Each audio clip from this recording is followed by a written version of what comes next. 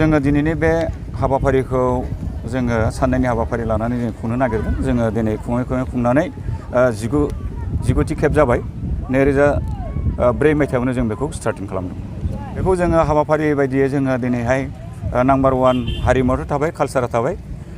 बेनिफ्राय बेजों लोगोसे जोङो दिनैहाय खेला दुला गेलेनाय, जाहाथे माने गथ' गथायखौ जोङो दिनै गेलेनायनि गेजेरजों बा थुनलाइयारिनि गेजेरजों बा हारिमु मोसानाय बा दामनाय देनाय मेथाइ रोजाबनायनि गेजेरजों जाहाथे माने जों खौसेथिखौ लाबोनो हायो, बेखौनो जोङो मिजिं थिनानै बे हाबाफारिखौ जों लानाय जादों। बैसागु बिदाय फोरबो फालिनानै देग्लाय बोसोराव गिबि खेबनि थाखाय फालिना आगोलनिफ्रायनो फालियो? जोङो आवगोलनिफ्रायनो खुंबोनानै 19थि खेब जाबाय देग्लायजों। नाथाय जोङो बे माखासे लकडाउनाव जोङो गेप थानाय जादों 2 बोसोरसो। बेनिफ्राय जोङो देग्लायनिफ्राय कन्टिनिउ जों खालामलांबाय थागोन। हारिमु मोनाबिलिफोरा प्रग्राम खालामदों? हारिमु देंखोमुनि बेलायाव दङ। दिनै जोङो साननैनि हाबाफारि लादों। दिनै जोङो सिगाङावनो गामिनि मोसानाय, जों बाहेरा आर्टिस्टखौ लिंहरनाय जायाखै दिनैहाय। गाबोन जोंहा आर्टिस्ट महरै जोङो दङ प्रेक्टिकेल नार्जारि, अनिल बसुमतारी, आरो बेनिफ्राय मा होनोमोनलाय मिथि नार्जारि, आरो लोगोसे महादेब बिथांखौबो गाबोननि हाबाफारियाव जोङो हारिमु देंखो मोनाबिलियाव लिंहरनाय जादों। गाबोननि जिथु हारिमु मोनाबिलि हाबाफारि, बे मोनसे मेहेरगोनां जागोन। बे हिसाबै नोंथांमोननि ओनसोलनि रायजो राजाफोरखौ नोंथांमोनजों लोगोसे बाहागो लाफैनो, रंजाफैनो, मदद खालामफैनो मा खावलायगोन? जोङो बेखौनो दिनै खावलायगोन मिडियानि गेजेरजों। दिनैनि बे जोंनि जिथु माने प्रग्राम, गाबोननि जिथु माने जानो गोनां प्रग्राम, बेखौ जोङो मेहेरगोनां खुंनो हाबाफारि लानायाव जोङो ओनसोलनि साफ्रोमखौबो फैनानै मदद होफैनो थाखाय जोङो गुरै खावलायदों। आरो मोजाङै मोजां जोङो खुंफुंलांनो थाखाय जोङो दिनै अरायसमबो बिथांमोनसिम मददखौ जोङो नेनानै दङ। नोंथांमोना बेवहाय मोनबा गाबनि फिरफिलाफोरखौ बिरहोनाय जोङो नुनो मोनो। जोङो बेवहाय मा उद्देश्य लानानै आरो मा आफादफोरनिफ्राय बेखौ बिरहोनाय जादों? जों बेखौ गिबियावनो खुंफुं आफादनिफ्राय लानाय जागोरदों सेथियाव। ओमफ्राय नैथिया जाबाय गामि आफादनिफ्राय मोनसे लानाय जाहैबाय। बेनिफ्राय महिला कमिटिनिफ्राय मोनसे लानाय जाहैबाय। आरो बेनिफ्राय क्लाबनि दाङाइगाव दैमु क्लाबनिफ्राय मोनसे बिरहोनाय जादों। आरो बेनिफ्राय लोगोसे मोनसेया जाहैबाय गावबुरा। दा गासै टटेल बाहाय मोनबा फिरफिला जोङो बिरहोनाय जादों दिनैनि हाबाफारियाव। गोदोहाय नोंथांमोना बे आफादफ्रा जथायै खुंनाय जादों नामा बे प्रग्रामखौ?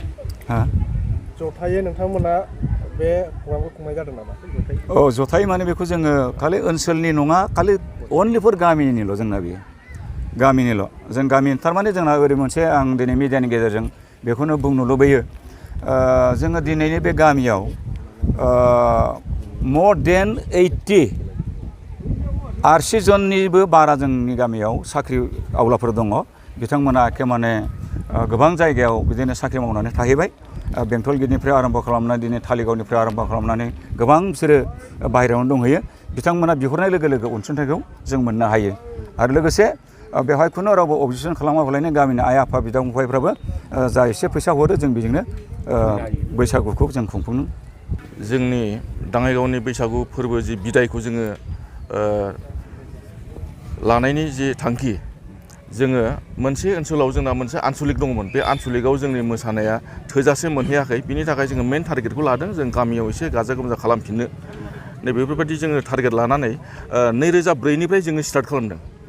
दा बिनिफ्रायनो लासै लासै बारायलांनानै गोबां प्रसार जादों। आरो जोंनि ओनसोलनिल' नङा, आरो गोबां जिल्लानिफ्रायबो फैनानै जोंखौ हेफाजाब होफैदों नायनो थाखाय लैहोर लैहोर फैनानै। दा बेखौनो जोङो मोजां मोननानै जोंनि माइन्डआ जोंनि आपग्रेड जादों आरो खालामबावनो साबसिन। थिग बेबायदि लायै लानानै दिनैसिम 19थि बिदाय फोरबोसिम जों दिनैसिमाव 19थि जाबाय, बिसिम आवगायफैदों आरोखि। गामिनि हाबाफारिखौ मा आसा खालामदों? जोङो गामिनि हाबाफारियाव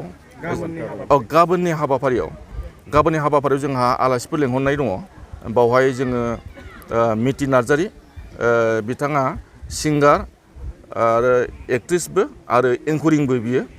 बिनि उनाव प्रेक्टिकेल बसुमतारी आरो अनिल नार्जारि नामा, ओमफ्राय महादेब ब्रह्म। बिनिफ्राय जोंहा लकेल मोनसे दङ उषा उत्तप। बे उषा उत्तपा ओरैबायदि मोजां, दा जों बेखौबो देग्लाय लेंहरदों गाबोननि थाखाय आरोखि।